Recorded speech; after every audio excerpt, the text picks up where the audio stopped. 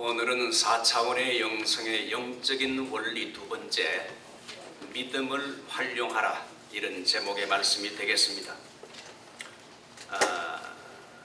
지난주부터 4차원의 영적 원리, 영성에 대해서 말씀을 드리고 있습니다.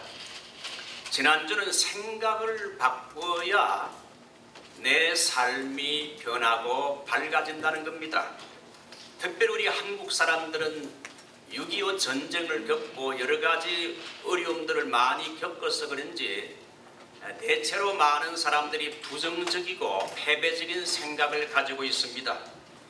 이런 부정적이고 패배적인 생각을 바꾸어서 절대 긍정으로 바꿔야 내 삶이 밝아지고 내 삶에 하나님의 은혜와 기적이 일어날 수 있다는 사실이지요.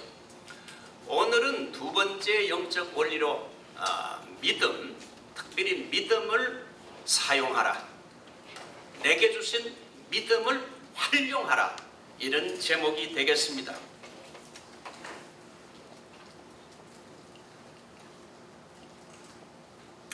자, 믿음이 왜 중요한가? 왜 우리에게 이 믿음이 중요한가? 믿음은 4차원 이상의 세계에 사시는 전능하신 하나님의 힘과 능력과 본능을 끌어들여 가지고 우리가 사는 이 3차원의 세상을 바꾸는 가장 강력한 힘이 되는 수단이요 원천이기 때문에 우리 예수님은 이 동네 저 동네 다니면서 복음을 전하면서 이 믿음을 중요하게 생각했어요. 예수 믿는 믿음은 4차원 이상의 세계에 계시는 하나님의 지혜와 권능과 능력을 오늘의 우리의 삶에 끌어들이는 수단이 되기 때문에 이 믿음이 중요해요. 자, 그러면 믿음이라는 것은 우리의 삶의 3차원의 세계에 어떤 효력이 있는가? 제일 첫 번째, 하나님의 영광을 보게 한다는 겁니다. 이것이 요한복음 11장에 나오는데 예수님께서 친구 나사로가 죽었다는 소식을 들었을 때에, 병들었다는 소식을 들었을 때에 벌써 가니까 죽었습니다. 조금 늦게 갔어요. 그래서 나사로의 죽은 무덤 앞에서 예수님은 눈물을 흘리시면서 마르다에게 무덤 앞에 있는 돌을 옮겨 놓으라고 부탁을 했어요. 그러니까 마르다가 아니 주님 어쩌려고 그럽니까? 이미 오빠가 죽은 지 나흘이 됐으니 벌써 이미 냄새가 납니다. 그때 예수님이 하신 유명한 말씀 따라할까요? 네가 믿으면 하나님의 영광을 보리라. 믿음은 하나님의 영광을 본다고 했는데 그러면 하나님의 영광을 본다는 것이 무슨 뜻인가? 믿음은 3차원의 인간 세계에서 볼 수 없었던 크고 놀라운 일을 보게 된다는 겁니다.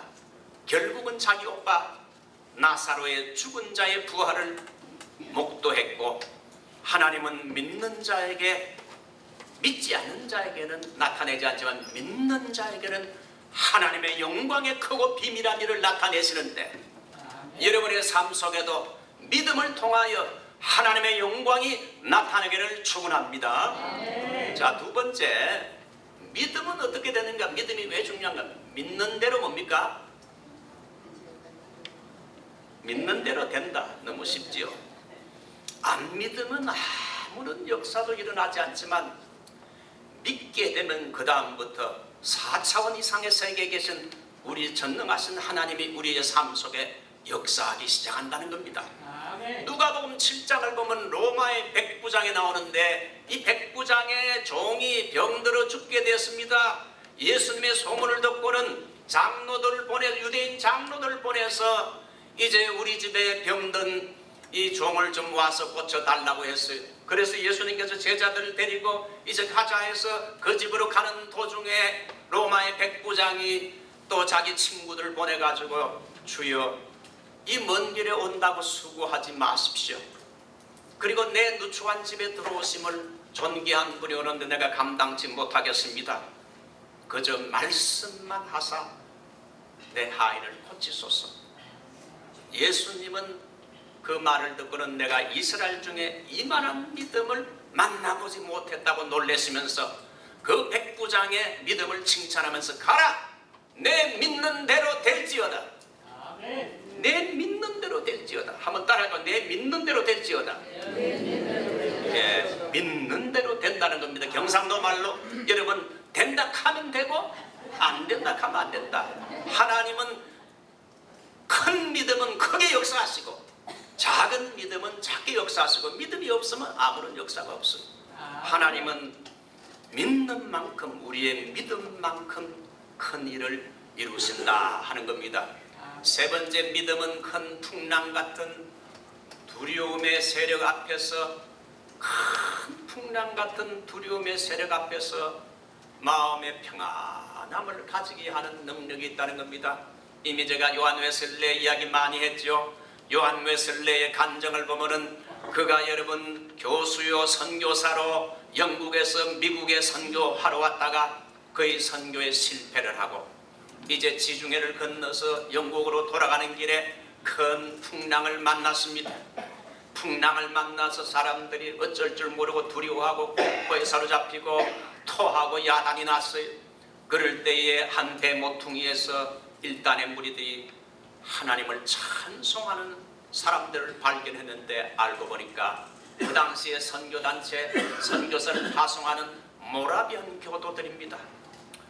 이 모라비안 교도는 존 후스라는 이런 개혁자의 신앙을 이어받은 사람들인데 그들이 풍랑 속에서도 두려워하지 않고 하나님을 막 찬송하고 있다 이겁니다. 그래서 가만히 옆에 가서 이제 찬송하는 한 모라비안 교도에게 말을 했어요. 여보시오 여보시오 나도 믿는 사람이요. 그런데 당신들이 저 산더미 같은 풍랑에 두렵지 않소. 그렇게 말하니까 한 모라비안 교도의 유명한 말 한번 따라가요. Brother, use your faith. 이게 뭡니까?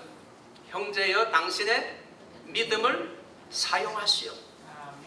당신이 믿는 사람이라 그러니까 당신의 믿음을 활용하시오.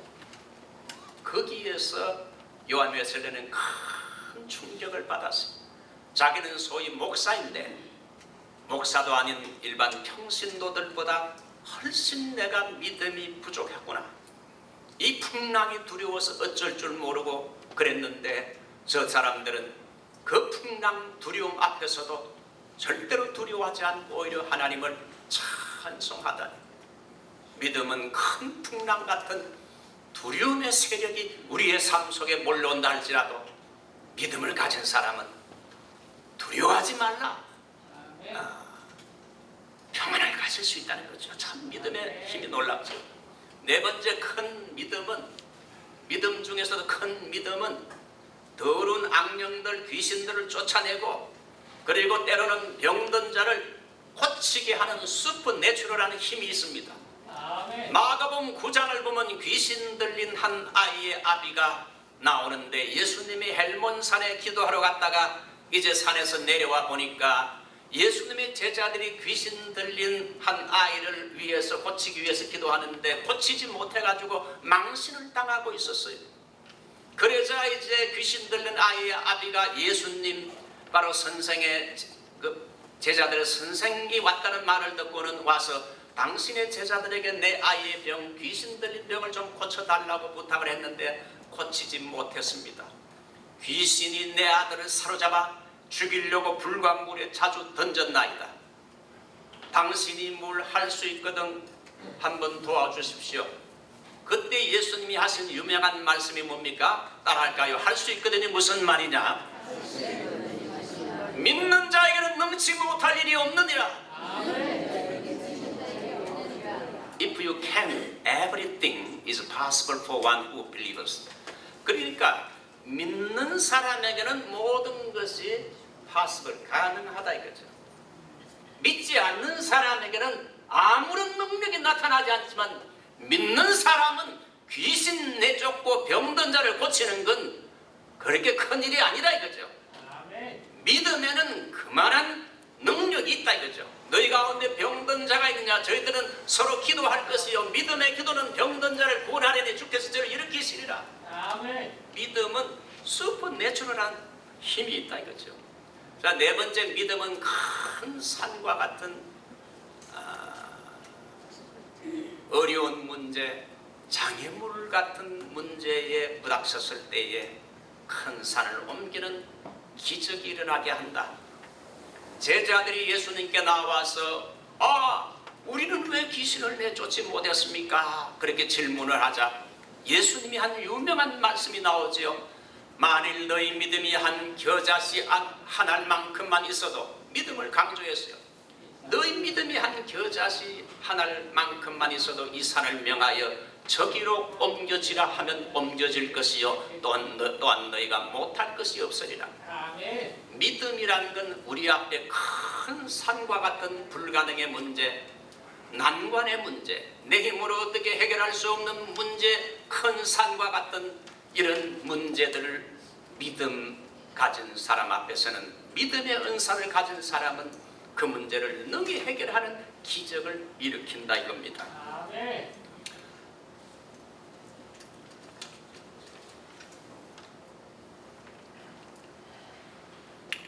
우리가 사는 인생에는 이민생활, 저도 미국에 온 지 한 44년이 됐는데요.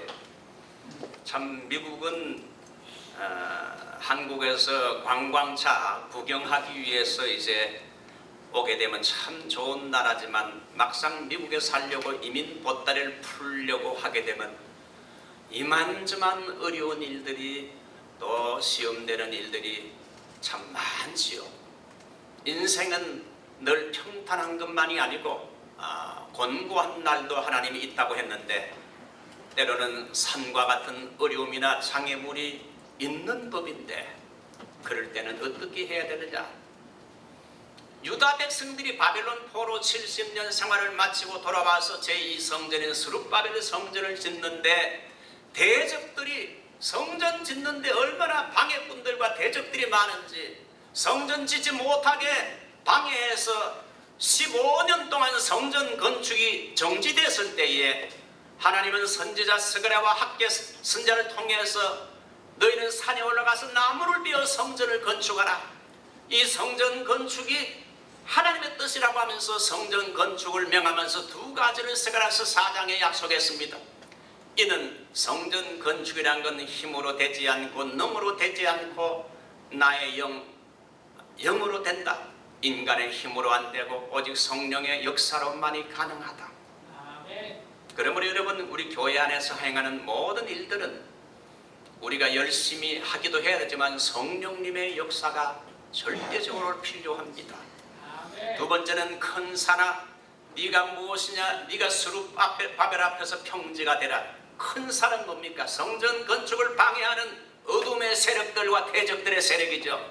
큰 산아 네가 무엇이냐, 네가 스룹바벨, 믿음의 사람 스룹바벨 앞에서 평지가 될지어다. 아멘. 성전 건축을 방해하는 악한 것들과 어둠의 큰 산 같은 세력을 예수님의 이름으로 대적하라 이거죠.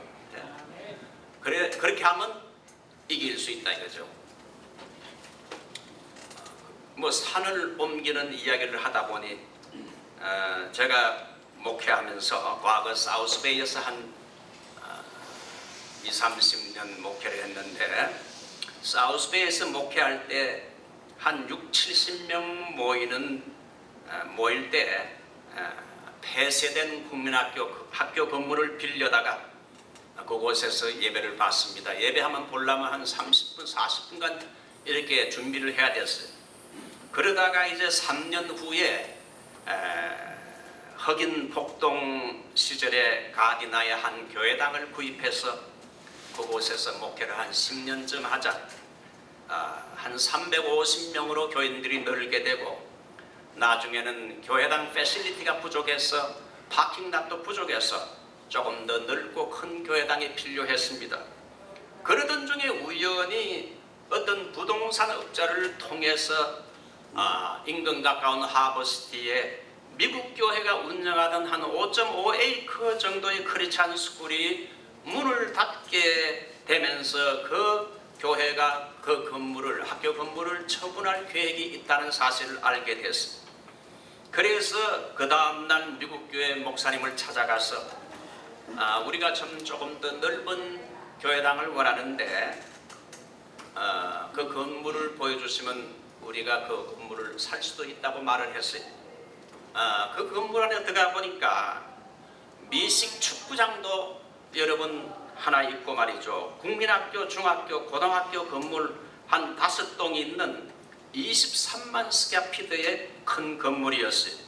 파킹락도 한 250대가 가능했어요. 그래서 먼저 장로님들과 평신도 지도자들을 몇 사람 모아가지고 그 건물을 가서 실제 눈으로 보게 하고 보여드렸어요. 그러자 이제 여러 사람들이 저에게 말하기를, 목사님 너무 좋긴 좋은데 우리 힘으로 과연 이거 할 수 있을까요? 너무 무리 아닙니까? 그러자 제가 어떤 말을 했겠습니까? 아닙니다. 우리가 할 수 있습니다. 이것은 하나님이 우리 교회에 주신 새로운 기회요. 축복의 선물입니다. 장로님, 할 수 없다고 생각하면 할 수 있는 영감이 다 죽어버리지만 할 수 있다고 생각하면 할 수 있는 길이 열리게 되어 있습니다. 아멘. 그러면서 장로님들을 설득했어요. 설득하고는 집으로 쭉 돌아와서 이제 잠자리에 누우니까 인간으로 생각하면 계란으로 바위를 치는 격이에요. 과연 우리 힘으로 할 수 있겠는가? 그 다음날 아침에 새벽기도 때에 교회 가서 하나님께 간절히, 하나님 이것을 잘하면 목회 큰 기회도 되지만 잘못하면 목회가 완전히 정말 큰 어려움에 직면할 수도 있는 문제이기 때문에 하나님의 뜻이 무엇입니까? 하나님께 이렇게 기도했어요. 저는 원래 환상 같은 거 별로 보지 않는 사람이에요. 저는 말씀을 중시하는 사람, 환상 같은 걸 별로 본 경험이 없는데 그날 아침에 기도하는데 환상이 보이면서 제 눈에 잘 차려진 진수성찬의 식탁이 제 눈에 보였어요. 이게 무슨 뜻인가? 그래서 하나님이 아마 우리 교회에 허락하시는 하나님의 뜻으로 알고 장로님과 평신도 지도자들을 설득하고 재직회를 열고 그렇게 해서 교인들의 허락을 받고 이제 우리가 한번 믿음으로 기도하고 해봅시다. 그래서 그 건물을 사는데 계약금 5만 불을 걸고 2달 안에 에스크로를 끝나는 거로 하고 에스크로를 열었어요. 중간에 계약을 취소하면 그냥 5만 불이 달아나게 됩니다. 지금부터 한 25년 전이니까 그 당시 한 300만 불 가격에 나왔는데 지금은 그 교회 건물이 3천만 불을 넘습니다. 제가 개인 비즈니스에서 큰 부자가 됐었겠죠. 다운페이를 130만 불을 준비해야 되고 한 170만 불을 은행에 론을 신청하고 당회와 재직해서 기도하고 에스크로를 열었는데 2달 안에 여러분 90만 불을 교인들이 건축헌금을 해야 됩니다. 여러분 교인들에게 건축헌금 90만 불을 2달 안에 캐시로 내라는 건 상당히 어려울 수가 있잖아요. 시간도 촉박하죠. 한 1년 정도 시간이 되면 괜찮은데 2달 안에 에스크로를 끝내야 되니까 상당한 모험입니다. 이거 잘못하면 내 목회가 끝날 수도 있겠다, 그런 위기가 올 수도 있는 문제인데 교회가 에스크로 중에 매일 교회당에서 특별 새벽기도를 모였고 저는 건축에 대한 믿음을 설교를 했어요. 교인들이 열심히 기도하고 헌금해서 이제 한 달 반 정도 지나가게 됐습니다. 한 60만 불의 헌금이 나왔는데 에스크로 끝나는 기간에 이제 2주 남았어요. 30만 불이 모자립니다. 이 2주일 동안에 30만 불이 채워져야 되는데 그게 안 되면 계약금도 달아나게 되고 두 번째 우리 뒤에 세컨더리 오파를 넣었던 디벨로퍼 업자들이 그 교회당을 사게 되면 150채의 집을 짓는다고 합니다. 그래서 디벨로퍼 업자들이 제 뒤에다가 백업 오파를 넣었어요.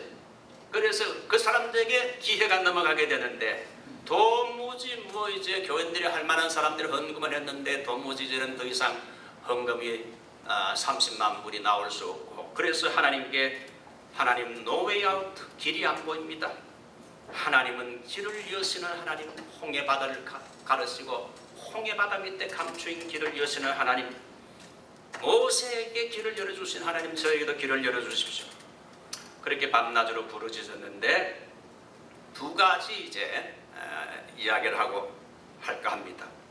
하루는 LA에 갈 일이 있어서 이제 차를 타고 LA 거의 가까이 왔는데 한 신장내과 전문인 장 집사님이 저에게 전화하면서 목사님 혹시 오늘 점심 때 좀 만날 일이 있겠습니까? 만날 수 있겠습니까? 그래서 LA에 나가는 길을 그만두고 바로 이제 돌아가지고 식당에서 만났습니다. 식사를 잘 한 후에 그 장 집사님이 자기 부인이 유방암이 재발해서 몇 달 전에 세상을 떠났는데 목사님이 우리 집에 와서 기도를 많이 해주셨는데 제 처가 살아있을 때 우리 교회가 건축을 하게 되면 건축 헌금을 할 생각을 가지고 있어서 그래서 봉투를 하나 드리면서 이것이 목사님 건축에 좀 도움이 되겠으면 좋겠습니다. 나중에 가서 뜯어보니까 10만 불이 들어가 있어요. 그래서 저는 이게 만 불을 잘못 썼나 그래서 10만 불을 재정부에 드렸고 그러니까 이제 그걸 드리니까 한 10일 남았어요. 이제 10일 동안에 20만 불이 들어와야 되는데 이것도 뭐 길이 없어요. 우리 교인들을 쓰려고 20만 불을 누가 내겠어요?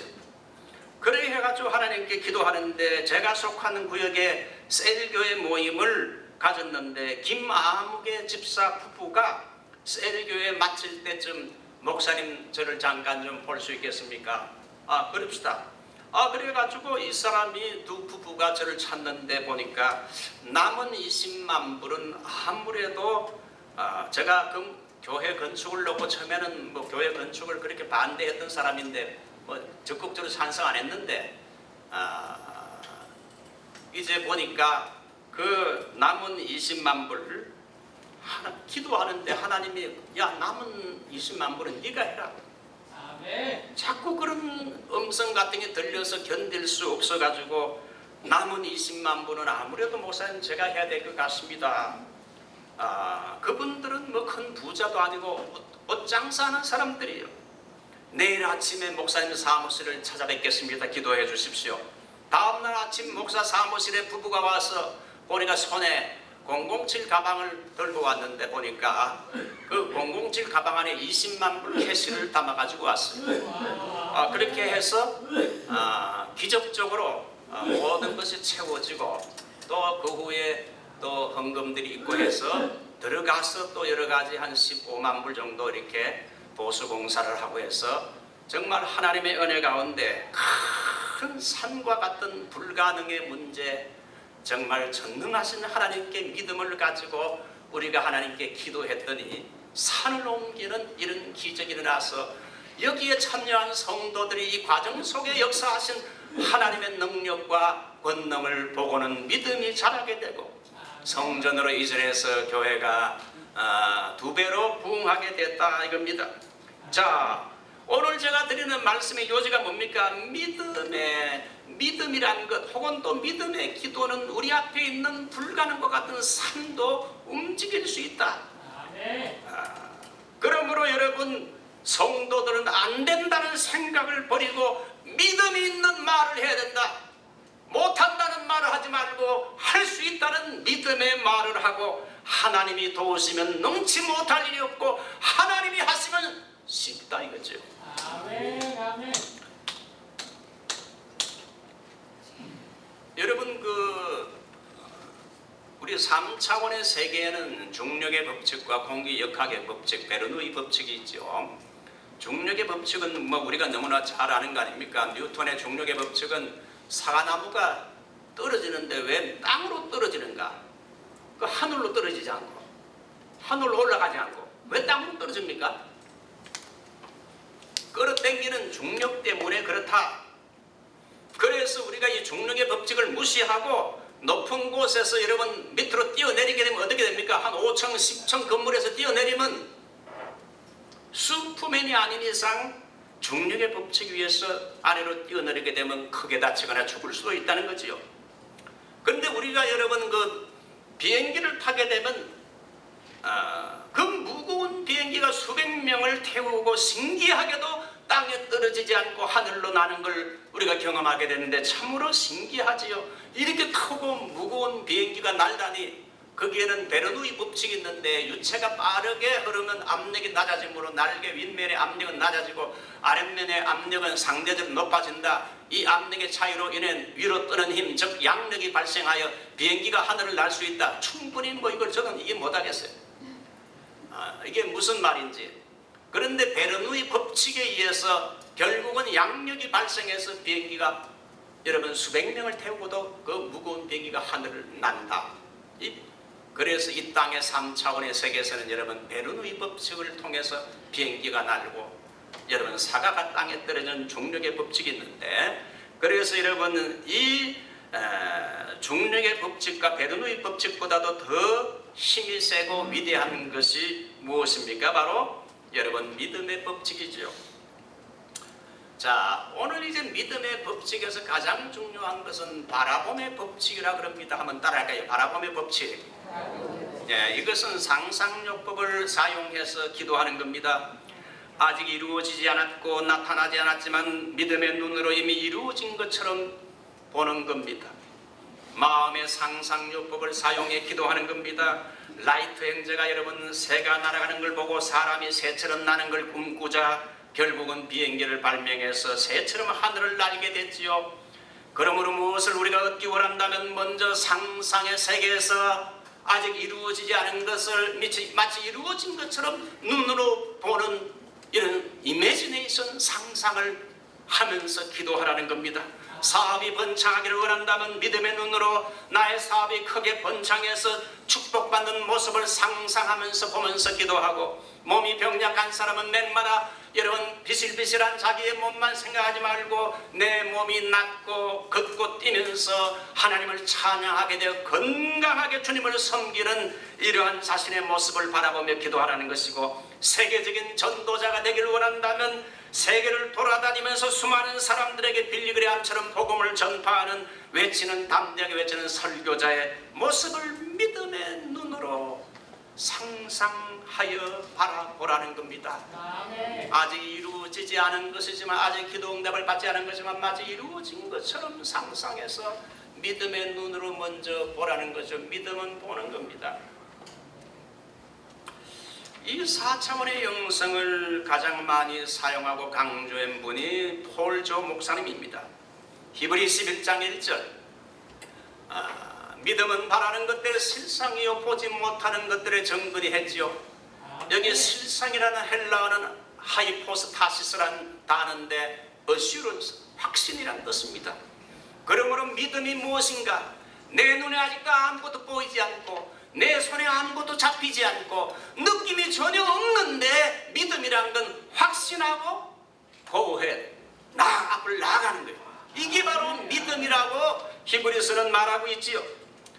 자, 하나님은 그 한번 바라보며 법칙의 신뢰를 한번 들고 마치겠습니다. 믿음의 조상 아브라함입니다. 여러분 아브라함은 이제 75세 때 하나님의 부르심을 받고 가나안 땅으로 나아갔는데 이제 나아갈 때에 하나님께서 세 가지 약속을 주어서 땅과 큰 민족과 축복의 통로가 될 것이라는 약속을 주었는데 그가 가나안 땅에 들어갔지만은 10년이 지났어도 하나님의 약속은 이루어지지 않고 여전히 자기 아내는 벌써 이미 나이가 75세 이제 경수가 다 끊어졌어요. 자녀를 낳을 가능성이 1%도 없습니다. 자기 나이 85세 아브라함과 사레의 나이 여러분 10살 차이죠. 저는 제 아내와 2달 차인데 하나님은 그래서 하루는 이제 늙어가는 이 아브라함 부부를 보시고 한 번은 아브라함을 밤중에 이제 불러냈어요. 하늘의 무별들을 바라보게 했습니다. 네가 저 무별들을 하늘의 별들을 셀 수 있겠느냐? 아이고 하나님 너무 많아서 셀 수가 없습니다. 네 자손이 이와 같으리라. 그랬을 때 아브라함이 어떻게 했을까요? 아멘 한 겁니다. 아브라함이 꿈같은 불가능한 하나님의 약속, 아내가 경수가 끊어지고 아이를 낳을 수 있는 의학적인 가능성이 1%도 없는 상태에서 하나님이 하늘의 별처럼 많은 저 별들이 앞으로 너희 후손들이 저렇게 될 것이다 하자 그는 아멘. 여러분 말씀이 떨어질 때는 어떻게 해야 됩니까? 아멘 해야 돼요. 뭐가 뭔지 모르지만 아멘 하면 때가 되면 알게 돼요. 그래서 아브라함이 아멘 했더니 하나님께서는 아브라함의 아멘하는 믿음을 보시고 그것을 His righteousness, 그의 의로 여기셨다 그랬어요. 그 말씀을 들은 아브라함은 하나님의 약속을 그대로 믿었고 눈앞에 총총한 별들이 자기 자녀로 변하면서 아버지 아버지 하고 부르는 것 같았어요. 하나님은 바라보며 법칙을 통해서 아브라함에게 큰 믿음의 화신을 심게 했어요. 이제 그가 이 놀라운 약속을 받고도 10년이 지났는데 또 10년이 지났는데 아무런 정말 아내가 잉태를 못하자 이게 진짜인가 내가 잘못 본 건가 잘못 음성을 들은 것인가 믿음이 떨어질 때마다 자기 아내를 데리고 밤중에 나가서 별들을 바라보면서 하나님이 하신 약속을 붙잡았다 그래요. 결과가 어떻게 됐습니까? 아브라함 나이 100세 때 아내 90세 때에 그 아내가 이삭을 낳았고 이삭이 야곱을 낳고 야곱이 12아들을 낳아서 12지파가 되고 결국은 하늘의 별처럼 많은 오늘날 이스라엘 민족들이 출생하게 됐습니다. 그러므로 사랑하는 성도 여러분, 우리가 원하는 기도와 소원이 뭡니까? 믿음은 보는 것입니다. 아직 이루어지지 않았지만 믿음의 눈으로 이루어진 걸 먼저 봐야 돼. 믿음으로 걸음을 걸어야 돼. 사람이 꿈꾸는 것을 얻고 바라는 것을 얻고 믿는 대로 되는데 믿음으로 바라보는 바라봄의 법칙은 불가능을 가능케 하고 홍해가 갈라지게 하고 내 앞에 막힌 담을 헐어버리고 바라봄의 법칙은 무에서 유를 만들고 병든 자를 강건케 하나님께서 우리에게 여러분 선물을 주실 때에 보자기에 싸서 선물을 주잖아요. 그 보자기가 바로 믿음이요 기도라 할 수 있어요. 믿음의 보자기, 기도의 보자기에 싸서 좋은 선물을 주시는데 우리 믿음은 그러면 어디에 근거하는 겁니까? 믿음은 여러분 믿음은 어디에 근거하나? 우리의 신념이나 용기가 아니고 하나님의 말씀에 기초한 것이 믿음이지요. 그 예로 여호수아 군대가 이스라엘 군대가 여리고성을 가나안 중부 전투의 여리고성을 무너뜨리기 전에 하루에 한 바퀴 여러분 돌았지요. 여러분 여리고성이 몇 바퀴 돌자 무너졌습니까? 성가대? 예? 여리고성이 전체 몇 바퀴 도니까 무너졌습니까? 예? 윤 군사님이 역시 잘하시네. 13바퀴. 예? 하루에 한 바퀴 6일 동안 돌고 7째 몇 바퀴요? 예? 7바퀴 돌고 7바퀴 돌고 제일 나중에 7바퀴 돌 때 마지막 때 나팔을 불고 와 하니까 무너졌지요. 처음에 여러분 생각해 보세요.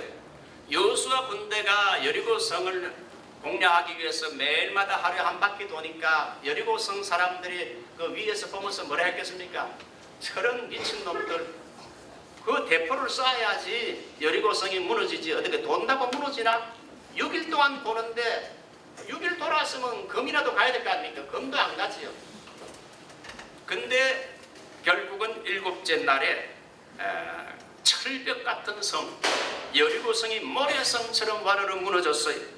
여러분 이것은 여리고성이 무너진다는 건 3차원의 세계에서는 전혀 이해할 수 없는 사실이지요.